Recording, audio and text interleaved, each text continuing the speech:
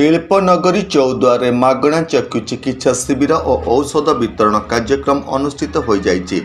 स्थानीय OTM colony 11 number ward स्थित राधामोहन जीव नाट्य परिषद कार्यालय आयोजित एक कार्यक्रम में शताधिक लोकों चक्षु चिकित्सा करा जायथिला।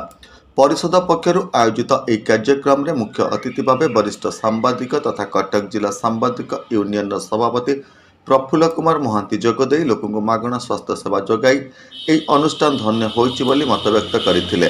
एथिसहित अनुष्ठान समस्त कर्मकर्ता को साधुवाद देवा सह आगामी दिन में एभली जनहितकर कार्य करने परामर्श देथिले।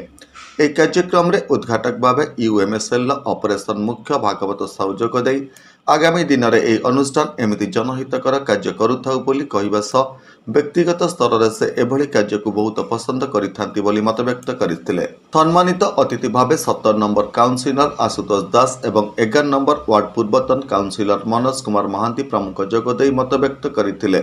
चक्षु चिकित्सा शिविर कार्यक्रम को कटक सुदर्शन चक्षु चिकित्सालय चक्षु विशेषज्ञ डाक्तर शुभजीत बेहेरा क्षितिस्मिता साहू निहारिका नाथ प्रमुख परिचालना करने सह लोकों चक्षु परीक्षा करथिले। फार्मासिस्ट हिमांशु परिड़ा समस्त रोगी को मागणा औषध वितरण करथिले। ए शिविर में 106 जन रोगी चक्षु परीक्षा करा जायतिला बेले 8 जन रोगी को मोतियाबिंदु अस्त्रोपचार हेबाकु चिन्हट करा जाय सेमानकु कटक सुदर्शन चक्षु चिकित्सालय को निया जायछि। सेठारे मध्य सेमानकु मागणा लेंस एवं चश्मा जोगाई दिया जियो बोली चिकित्सालय पक्षरु प्रकाश करा जायछि। एही कार्यक्रम रे राधामोहन जीव नाट्य परिषद कर्मकर्ता सजित विश्वाल समेत शशांक राउत अभय स्वाइन सुभाषिष पट्टनायक मानस दास दीपक सेनापति आशीष बरल खगेश्वर राम राजकिशोर सामंत दिव्यरंजन बल रश्मि रंजन कर दिव्यरंजन मल्ल सुरेश नाथ अर्जुन पंडा विश्वजित भंज प्रमुख सुपरिचालना करथिले।